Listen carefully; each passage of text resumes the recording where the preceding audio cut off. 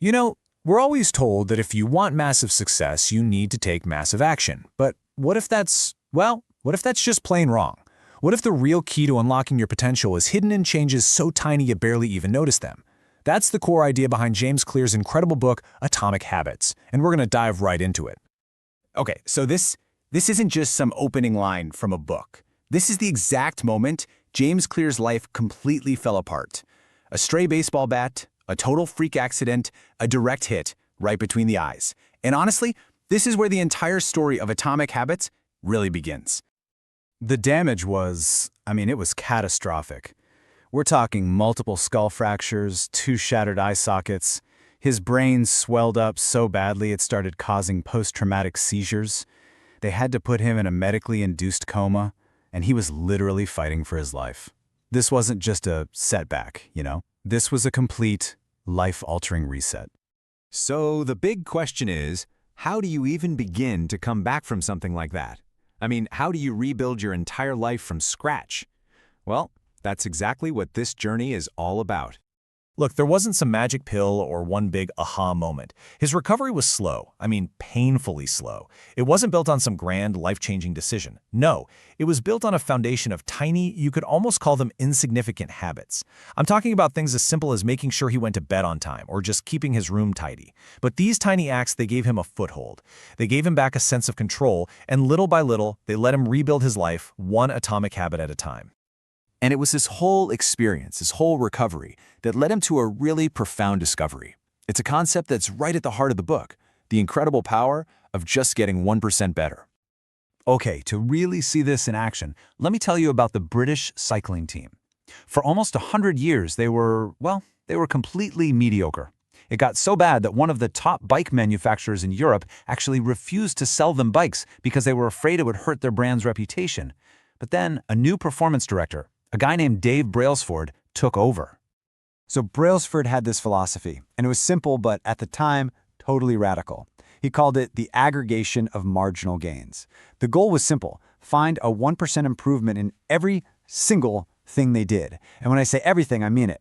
They redesigned the bike seats to be more comfortable. They started rubbing alcohol on the tires for better grip. They even hired a surgeon to teach the cyclists the proper way to wash their hands, to cut down on colds. Seriously, no detail was too small. No gain was too marginal. 1%. It sounds like almost nothing, doesn't it? What difference can 1% really make on its own? Well, hold on, because this is where things get really, really interesting. Because here's the secret. Those tiny little gains, they don't just add up. They compound. The best way to think about it is like compound interest for your personal life. Just look at this graph. The results aren't a nice, steady, straight line. No, they're exponential. You go through this long period where it feels like absolutely nothing is happening, and then suddenly, liftoff. And the math behind this is just staggering.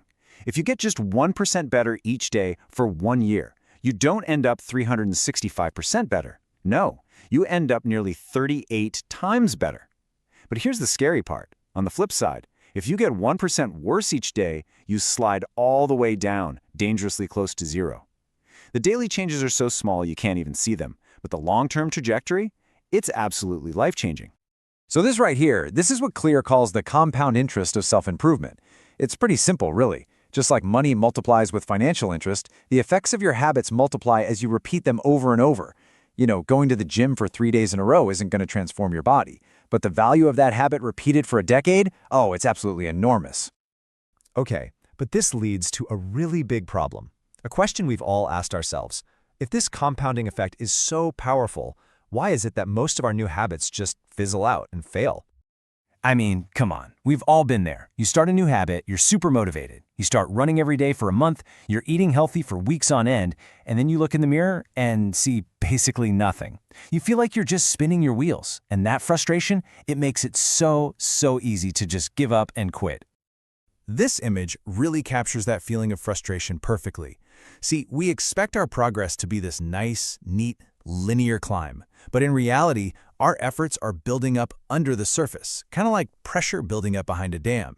And that huge gap, that chasm between what we expect and what's really happening, that's what Clear calls the valley of disappointment.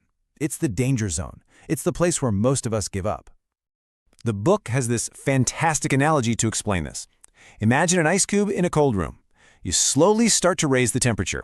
It goes from 29 degrees to 30 to 31, and still nothing happens. It's just a block of ice. But then it hits 32 degrees, and bam! A huge change is unlocked. The key takeaway is this: that 1 degree shift wasn't what melted the ice, it was all the warming up that came before it. Your work isn't being wasted, it's just being stored. Okay, so if we know we have to push through that valley of disappointment, how on earth do we actually do it? Well, this is where James Clear introduces a massive mindset shift, and it's a big one. He says we have to stop obsessing over our goals. And it's a really simple but absolutely game-changing distinction. A goal, that's the result you want to achieve, like winning a championship. A system, that's the process that gets you there, what your team actually does at practice every single day. So goals are great for setting a direction, but it's the systems that actually make the progress happen. And if you think about it, focusing only on goals has some pretty serious flaws.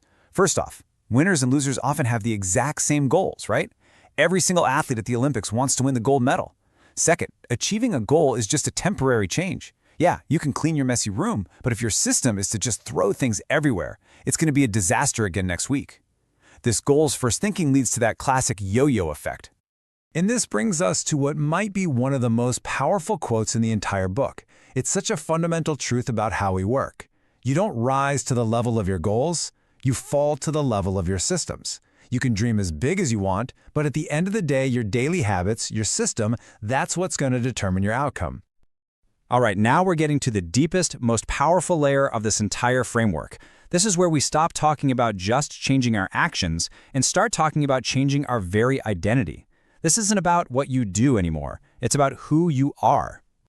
So Clear presents behavior change as these 3 layers, kind of like an onion. On the very outside, you have your outcomes. That's stuff like losing weight.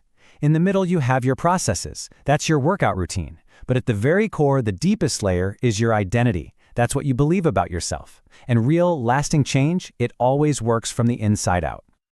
And this slide gives us the perfect example. Imagine 2 people trying to resist a cigarette. The first person says, "No thanks, I'm trying to quit." See, their identity is still tied to being a smoker. But the second person says, "No thanks, I'm not a smoker."